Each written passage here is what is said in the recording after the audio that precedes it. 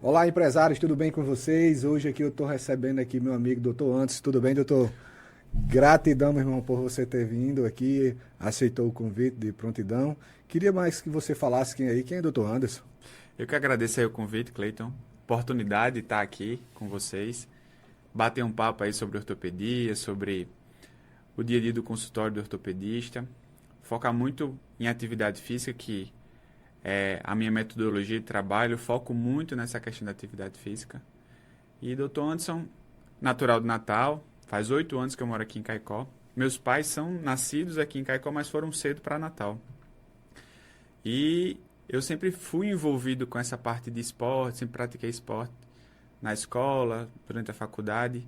Tinha uma vontade de fazer medicina esportiva, mas eu entendia que o mercado não comportava isso. E a coisa mais perto disso era a ortopedia. E eu via muito que os ortopedistas conseguiam trabalhar com esporte. Então, por causa disso, eu decidi fazer ortopedia. Trabalhei um tempo no ABC, no clube ABC, em Natal, de futebol.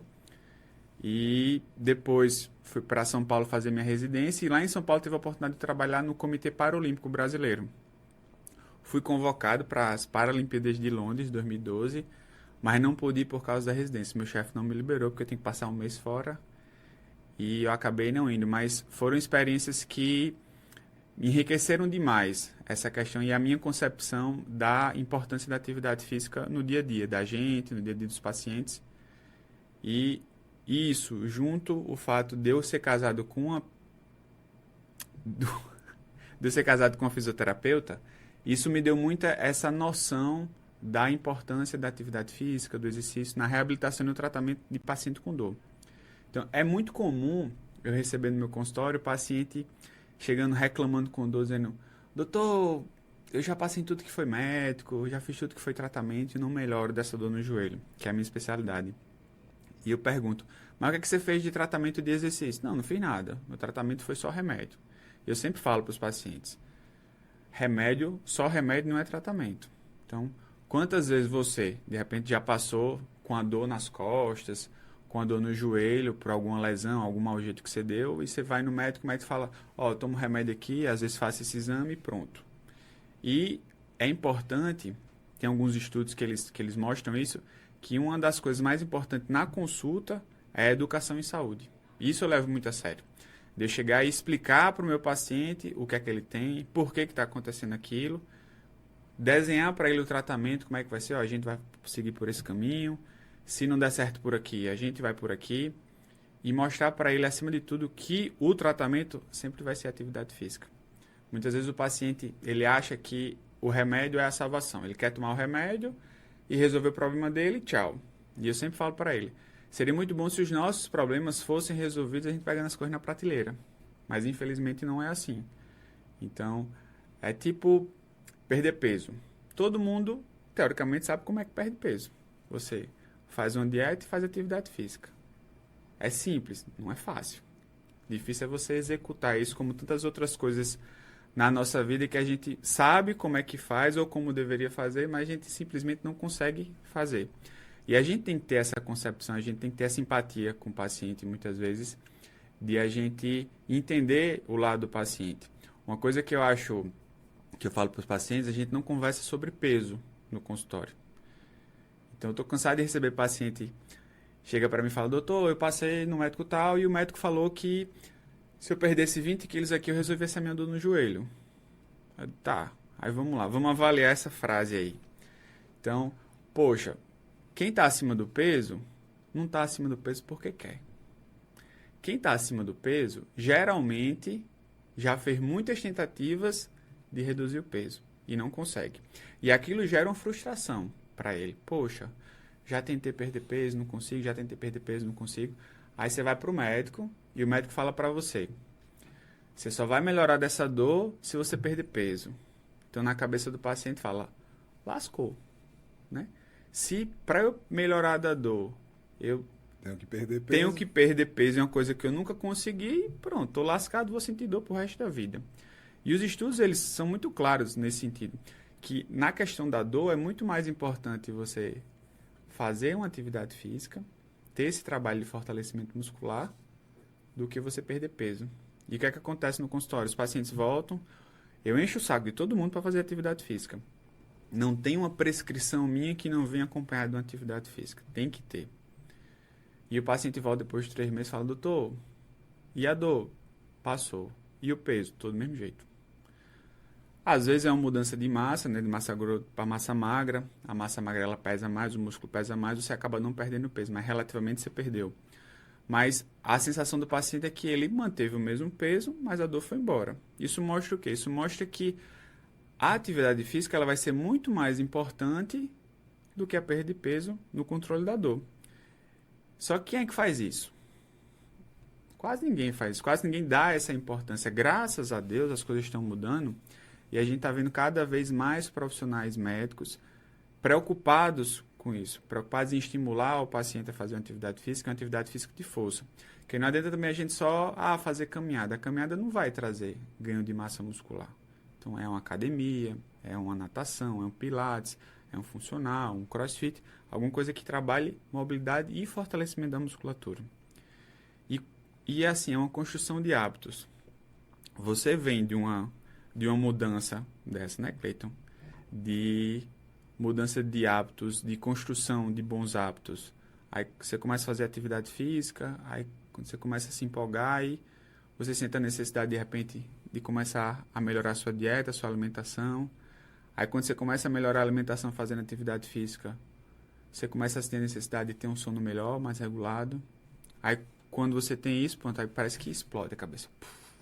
Aí você vira o super-homem, você começa a fazer tudo, começa a render mais, produzir mais. E quem foi a porta de entrada para isso? O exercício. É sempre mais fácil começar pelo exercício. Eu vou dizer, essa semana eu adoeci e não tive condições de ir para a academia, né? Cara, foi impressionante a qualidade do meu sono, que foi zero. Você sabe o que é zero? Antigamente eu só deitava e dormia. Hoje eu fico rolando para um lado e para o outro e eu disse, cara, só porque eu não estou fazendo nenhuma atividade física.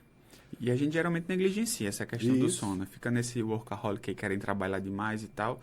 Eu entendo que tem momentos em que você tem que fazer isso, que a gente vai ter que priorizar uma coisa a outra. Por exemplo, quando nasce um filho, poxa, toda a rotina da casa vai mudar. Você não vai conseguir, muitas vezes, fazer atividade física do jeito que você estava fazendo, não vai conseguir dormir do jeito que você gostaria, mas é uma fase. Beleza, passou aquela fase, você volta para o normal.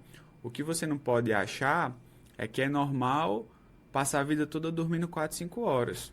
Então, os estudos eles são bem claros em relação a isso. Eles falam que você tem que dormir pelo menos de 7 a 9 horas por dia. Ah, mas eu durmo 6 e acordo bem. Será que acorda mesmo? Aí já tem outro estudo falando que a sua percepção de estar bem para quem dorme 6 horas é a mesma de quem dorme 8. Mas quando vai para a prática, a pessoa que dormiu 8 horas, ela produz mais do quem dormiu 6. Então, assim, a nossa percepção de bem-estar não é necessariamente o nosso bem-estar. Entendi. Então, se tem os estudos lá falando que você tem que dormir pelo menos 7 horas, você não tem que querer ser melhor do que todo mundo e achar que você é especial no mundo e vai dormir 6 horas e vai resolver. Claro, vai ter momentos, você precisa trabalhar até mais tarde e tal. Beleza, tranquilo, a gente entende. O que a gente não pode ter é levar aquilo como rotina, para a gente continuar fazendo aquilo pro resto da vida, porque o corpo vai começando a cobrar conta, e quando a conta chega cara. É verdade. Por isso que é interessante se prevenir para poder fortalecer e não deixar começar a fazer alguma atividade depois que estiver desgastado, né? Exatamente, é uma coisa que eu falo muito para o paciente. O meu objetivo é que os pacientes venham para mim em consulta com o ortopedista antes do problema. Para prevenção. Tipo assim, poxa, é uma construção de cultura que eu estou fazendo, né? Enchendo o saco dos meus pacientes para fazer atividade física. Então, eu sempre converso sobre atividade física no consultório, porque é importância, é isso que vai fazer o paciente melhorar, é isso que vai tratar a dor do paciente. Não vai ser o remédio, não vai ser uma infiltração que eu faça no joelho do paciente, não vai ser uma cirurgia. Isso daí não é o final do tratamento. Muitas vezes o paciente acha que, por exemplo, vai fazer uma cirurgia no joelho e o tratamento acabou ali. Não, o tratamento não acaba ali. O tratamento vai acabar quando... Quer dizer, o tratamento não vai acabar. A verdade é essa. Fez a cirurgia, aquele dali é o início do tratamento. A partir de então, o que vai tratar você é a atividade física. Então, se você vai tomar uma medicação, se vai fazer uma infiltração, vai fazer uma cirurgia, aquilo é o início do tratamento. O que vai manter você bem e continuar esse tratamento é a atividade física. E qual atividade física? A melhor atividade que você pode fazer é, primeiro, que você goste de fazer, segundo, que você tenha condições de fazer. Então, muitas vezes o paciente chega para mim e fala: doutor, qual o melhor tratamento para quem tem problema de coluna? Depende. Na sua cidade tem pilates? Não, não tem pilates. Então, eu não posso dizer que o pilates é a melhor coisa para você. Tem academia, eu consigo tratar minha dor nas costas com academia? Consegue. Eu consigo tratar o meu problema de joelho com pilates porque eu não gosto muito de academia? Consegue. Todo exercício que vá ter essa demanda de fortalecimento muscular, a gente vai conseguir ter uma resposta. Vai ter em tempos diferentes, por exemplo. O ganho de massa muscular numa academia vai ser diferente do ganho de massa muscular no hidroginástica. Mas a gente vai conseguir ter benefício nos dois. O que a gente não pode é restringir, chegar para o paciente e dizer: você tem que fazer academia, você tem que fazer pilates, só vai melhorar com isso. Não. A gente tem que dar a opção para o paciente. Quando a gente dá a opção para o paciente se sente acolhido. E é muito mais fácil ele responder o tratamento do que se a gente direcionar e a gente diminuir as opções que o paciente tem. Então, quando eu faço isso para o paciente, doutor, porque eu achava que só podia fazer isso, só podia fazer aquilo. E aí é quando vem os bons resultados. Doutor Anderson, hoje nessa jornada aí de muitos anos de experiência, qual seria aí os top 3 de problemas recorrentes que as pessoas procuram ajuda? Hoje em dia, como eu já trabalho como referência dessa questão de joelho, no meu consultório, a maioria dos pacientes são problemas de joelho. Nos problemas de joelho, em primeiro lugar, seria artrose. Em segundo lugar, uma condromalácia, uma lesão de cartilagem de patela, que isso é muito comum em paciente jovem, corredor, é aquele creco-creco no joelho, aquela crepitação, às vezes associado com dor, às vezes não. E, em terceiro lugar, por exemplo, uma coisa que eu estou pegando muito esse ano, até por causa dessa questão dessa referência, é pacientes com sequela desses problemas, que seria o quê? Água no joelho. Então, a quantidade de paciente esse ano que eu tirei, tive que fazer punção e tal, e o paciente melhorou depois da punção, foi, eu acho que assim, foi pelo menos uns 100 pacientes só esse ano. Só nesse primeiro, vamos considerar aí o primeiro trimestre, mais de 100 pacientes chegaram para mim com água no joelho, né, que é o termo que o paciente usa, por causa de um processo inflamatório que ele tinha no joelho. E por que ele chegou nesse ponto? Na maioria das vezes ele chegou nesse ponto porque não se cuidou. Não tratou, não fez o tratamento adequado. E eu pergunto: tá fazendo que atividade física? Aí, não faço nada. Mas não faz nada porque não? Como é que eu vou fazer com essa dor? Aí eu faço: mas antes de você sentir essa dor, você não fazia por quê? Então, doutor, é porque... Ou seja, não fazia. E eu mostro para ele a importância de fazer atividade física para não ter outro quadro desse. Então, a gente faz a punção, alívio imediato, o paciente melhora ali de cara. E eu digo, agora é fazer o exercício. Claro, tem a medicação própria, ele vai tomar, cada caso a gente vai determinar a medicação mais adequada, mas se o paciente não tiver esse roteiro para seguir, ele se perde.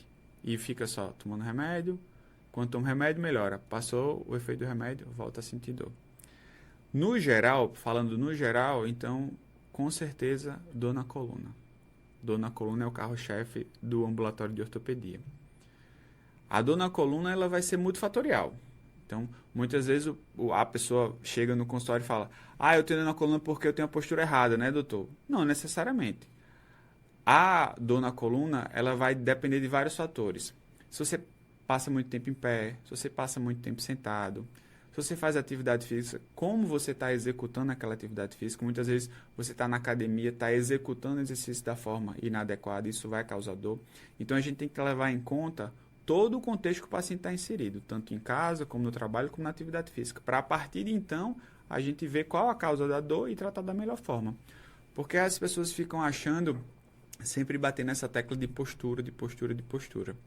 E esquece as outras coisas, esquece a questão do fortalecimento muscular, alguma patologia que ele tem associado, de repente ele tem uma hernia de disco, ele tem uma escoliose, a gente precisa tratar aquilo de uma forma mais direcionada, mais intencional, E se a gente não fizer isso, o paciente não tem resultado. A gente acaba só tomando remédio, e o paciente não melhora. Pegando aqui para o atletismo, certo? Para os corredores. Uhum.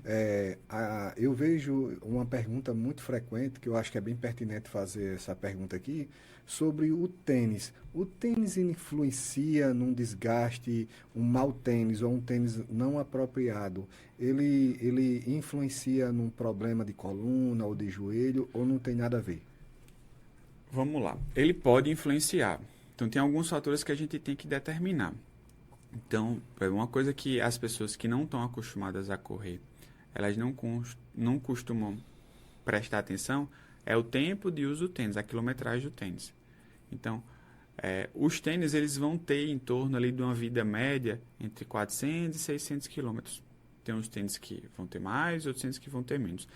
Depois desse tempo, muitas vezes o tênis está novo, está bonitinho ali e tal, mas o sistema de amortecimento dele não está mais dando conta.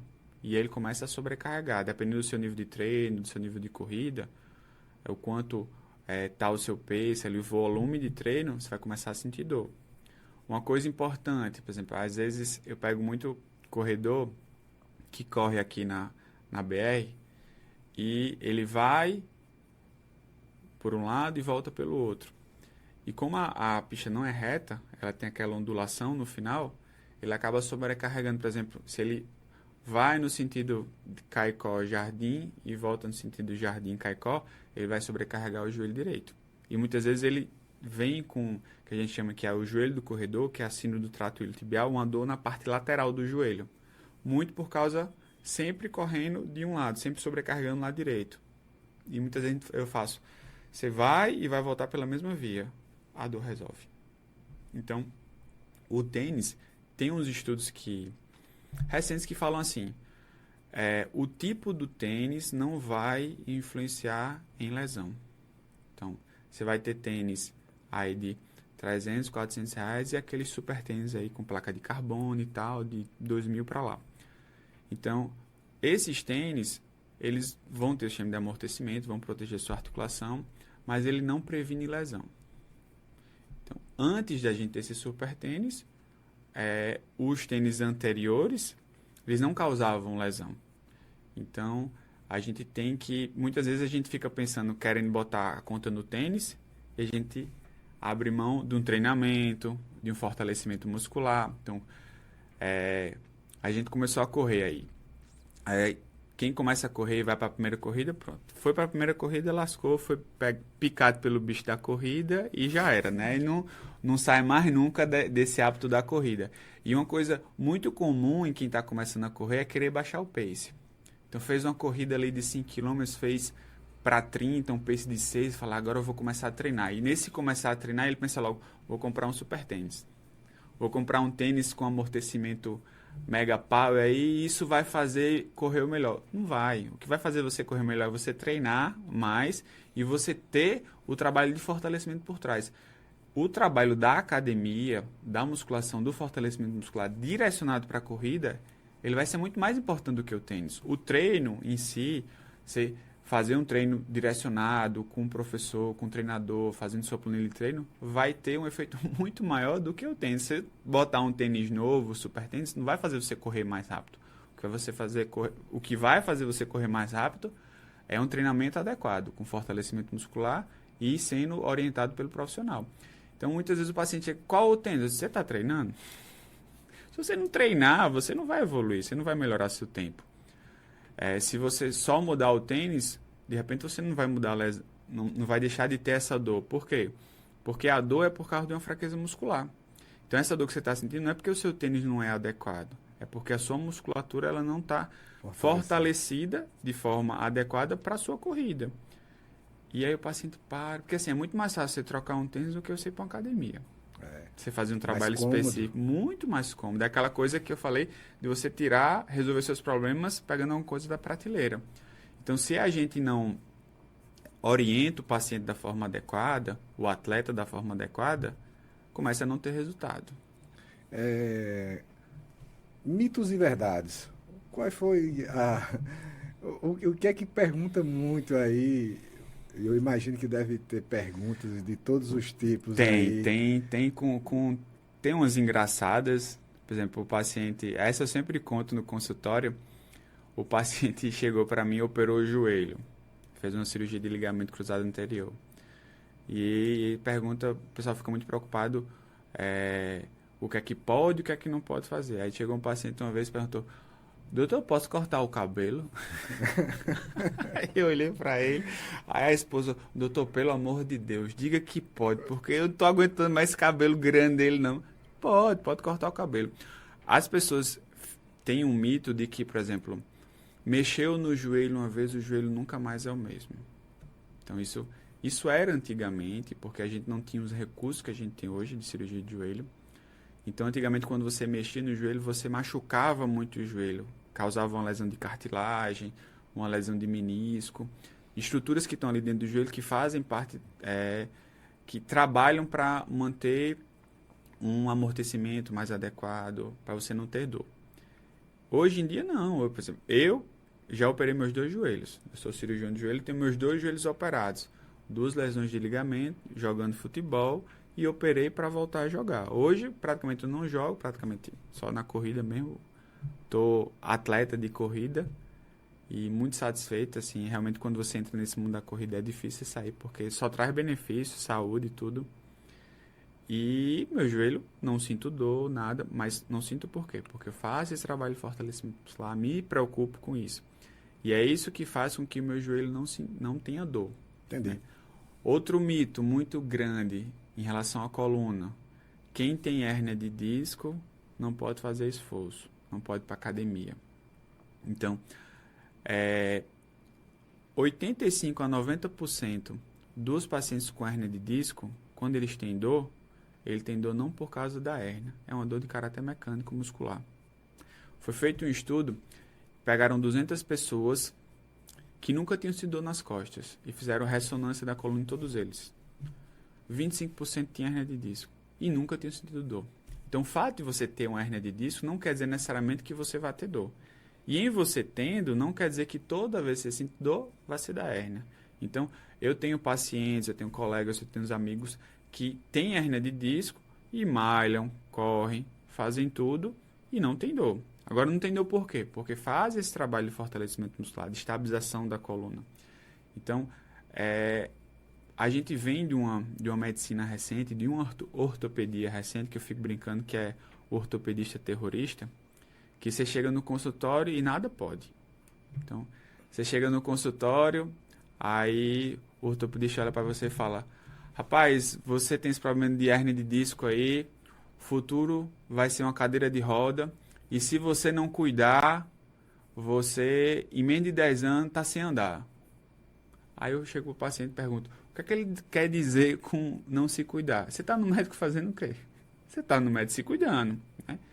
Então, muitas vezes, essas orientações muito catastróficas de botar o paciente lá para baixo faz com que o paciente se limite a buscar realmente o tratamento que faz diferença, que é o exercício. Então, o tratamento de dor hoje, os estudos, os cursos, hoje a gente tem muita pós-graduação em dor, focada em dor, e todos eles mostram a mesma coisa. São 4 pilares que a gente tem que estar em dia para a gente não sentir dor. É atividade física, uma alimentação adequada, é um sono regulado e gestão de estresse.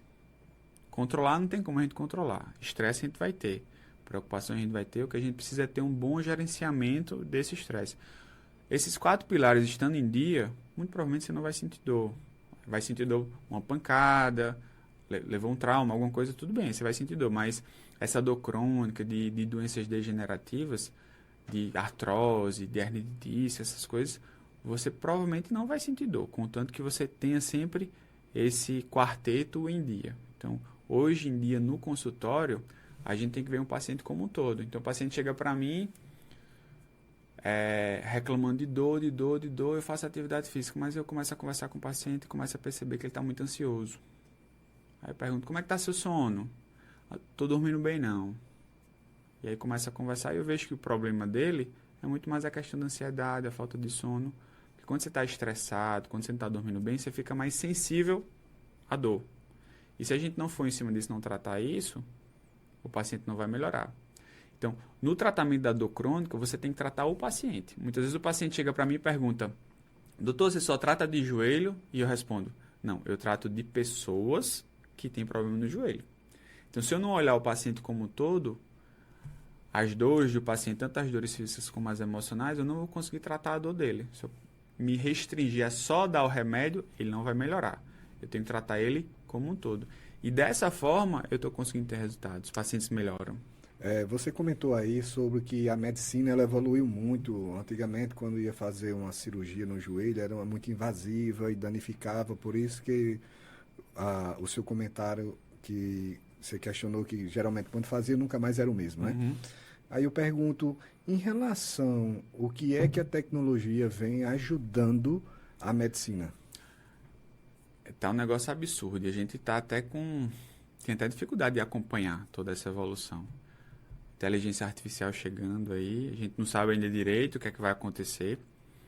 Eu acho que é importante a gente estar atento a essas mudanças, porque eu entendo que são mudanças que vão vir para beneficiar a pessoa que tem que ser beneficiada, que é o paciente. Então eu não tenho que pensar em mim o que é melhor para mim, eu tenho que pensar o que é melhor para o paciente. Porque se eu não entendo o paciente como a figura principal do jogo, eu não estou fazendo certo. Porque eu só existo porque tem o paciente. Se não tem o paciente, não tem o médico. Não tem para que ter a figura do médico.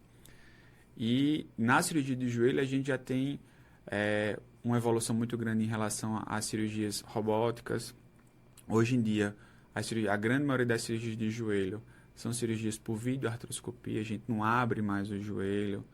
São cirurgias minimamente invasivas. O processo de reabilitação é muito mais acelerado. Os resultados são muito bons. Então, tiro por mim. Eu operei meu joelho esquerdo há 14 anos. Eu operei meu joelho direito há 6 anos. E eu não sinto dor, né? E hoje em dia, cada vez mais, são materiais ortopédicos, ligas metálicas muito mais biológicas, que o organismo absorve, menos rejeição. Então, tudo isso, a medicina está evoluindo no sentido de trazer funcionalidade e o mínimo possível de sequela, de rejeição, principalmente para a questão dos materiais ortopédicos. Então, hoje em dia, a pessoa sendo bem conduzida, bem tratada, o risco de ficar uma sequela funcional, essa coisa de que eu falei, né, que tinha um mito de uma vez que mexeu no joelho, o joelho não é mais o mesmo. Isso caiu por terra faz tempo. Então, graças a Deus, as coisas estão num patamar que os resultados são muito bons. E no final dos contos, quem é beneficiado com isso é o paciente. Qual o grande sonho que o Dr. Anderson ainda não realizou? Vixe, rapaz, agora você pegou pesado. Eu tenho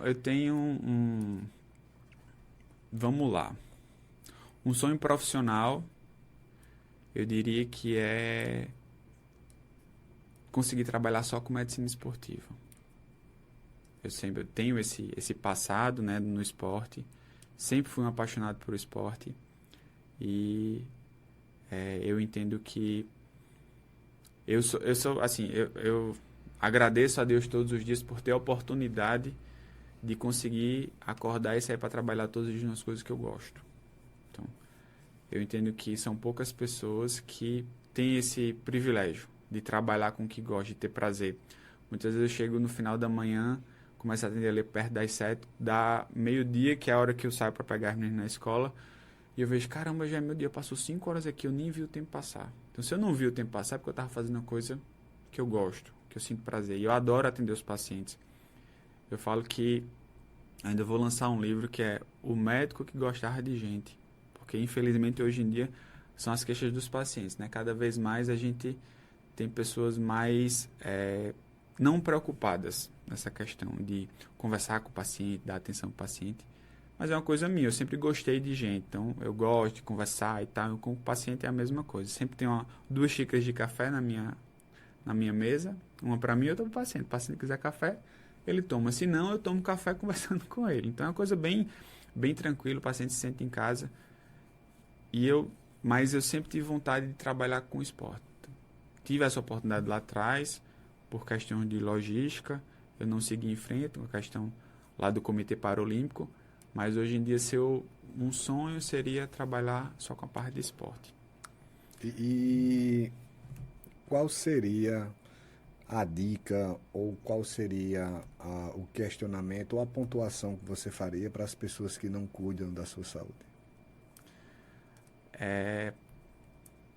Vamos lá, quem não cuida da saúde, eu vou perguntar, por que você está com tanta pressa de morrer? Né? Uma coisa que eu sempre falo para os pacientes, principalmente os pacientes que passam ali dos 50, 60 anos, é que hoje em dia a gente está muito preocupado em dar anos à nossa vida. E a gente não se preocupa em dar vida aos nossos anos. Ou seja, a gente está preocupado em envelhecer e a medicina ela está trabalhando para isso, a gente está conseguindo viver mais, mas se a gente não cuidar da nossa saúde, a gente não fizer essa questão, fazer atividade física, alimentação boa, regular o sono, gestão de estresse, você não vai ter qualidade de vida. Então, o que adianta você chegar aos 80, 90 anos numa cadeira de roda, dependendo de alguém para levar você no banheiro, você não conseguindo nem sentar no vaso sozinho. Então, você não tem qualidade de vida. Então, você precisa dar vida aos anos que você está buscando. E o melhor caminho para isso é a atividade física. Então, a dica que eu dou para as pessoas é não tenham pressa de morrer, né? Cuidem da sua saúde, envelheçam com qualidade de vida. Eu já atendi um paciente aqui em Caicó, no consultório, 90 anos. Cara, um vigor absurdo, absurdo.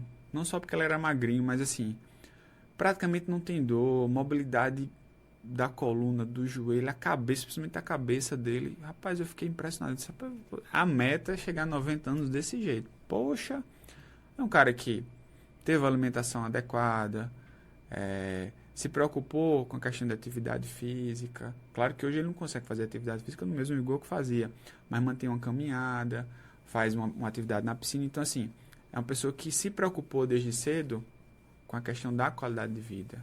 E aí tá aí, 90 anos, praticamente não toma remédio, qualidade de vida lá em cima. E a gente fica olhando aquilo, achando bonito, mas não faz nada para fazer igual, né? Assim, para seguir o exemplo. Então, uma coisa que eu faço muito no consultório, faço muito no Instagram, é postar as coisas eu fazendo atividade física, porque é importante a gente dar esse exemplo. Não adianta eu ficar no consultório pedindo para a paciente fazer atividade física e eu não faço. Para ele comer bem e eu não como. Ele dormir bem e eu não durmo. Então eu tenho que dar o exemplo. E quando os pacientes veem aquilo, eles falam, doutor, às vezes eu acordo sem vontade nenhuma. Quando eu vejo, 5 horas da manhã o senhor já foi para academia. Aí eu digo, não, doutor, antes foi, eu vou ter que ir também. Porque senão ele vai brigar comigo depois. E isso é importante. A gente, o espelhamento. As palavras motivam, mas o exemplo arrasta. O exemplo arrasta. E a gente tem que fazer as duas coisas. Eu acho que é importante essa palavra de motivação, porque muitas vezes o paciente chega no consultório achando que eu vou brigar com ele. Muitas vezes o filho, o acompanhante fala, doutor, diga para ele parar de fazer isso. Eu digo, não vou dizer. Eu vou só ajustar aqui para que ele faça da forma adequada. Então, muitas vezes o idoso, é importante que ele se mantenha ativo. E muitas vezes os filhos, eles querem que o idoso deixe de fazer as coisas porque acha que está protegendo, mas não está. Tem que se manter ativo para se manter ativo, para continuar fazendo as coisas. Então, se a gente não tem essa percepção, o paciente simplesmente não melhora. O paciente, por ele só toma remédio. Então, se a gente não ficar cutucando, se a gente não ficar induzindo, motivando da forma adequada, então ele não vai melhorar. Não adianta o paciente ir para lá e eu derrubar mais ainda. Eu tenho que botar para cima, estimular ele. Então, eu estimulo ele de duas formas, motivando e dando exemplo. Perfeito. Palavras finais. O amigo teria algum tema mais que você gostaria de falar ou algo que a gente não pontuou, que a gente poderia dar uma dica aí para o pessoal ou não? Não, eu queria só reforçar essa questão da importância da atividade física. Se você não faz atividade física, comece. Nunca é tarde para a gente começar a fazer a coisa certa. Então, e se você tem alguém em casa que você precise dar o exemplo, dê o exemplo. Seus filhos, seus avós, seus pais. É importante você levar todo mundo para a atividade física. É assim que você vai dar vida para eles. Então, o recado de sempre, o recado de hoje, que foi de ontem e vai ser de amanhã, é faça atividade física. Se quer melhorar da sua saúde, se quer viver sem dor, é com atividade física. Boa. Bem, pessoal, espero que vocês tenham gostado. Temas aí bastante relevantes, né? A saúde é sempre importante para estar bem. E, se Deus quiser, até a próxima. Obrigado, doutor. Valeu, gente. Obrigado aí pela oportunidade de estar aqui, de acompanhar a gente aqui nesse bate-papo legal e aberto aqui para novamente estar aqui com o Cleiton para a gente conversar mais. Se Deus quiser, meu amigo. Um abração, viu? Valeu. Até a próxima, pessoal. Valeu. Tchau.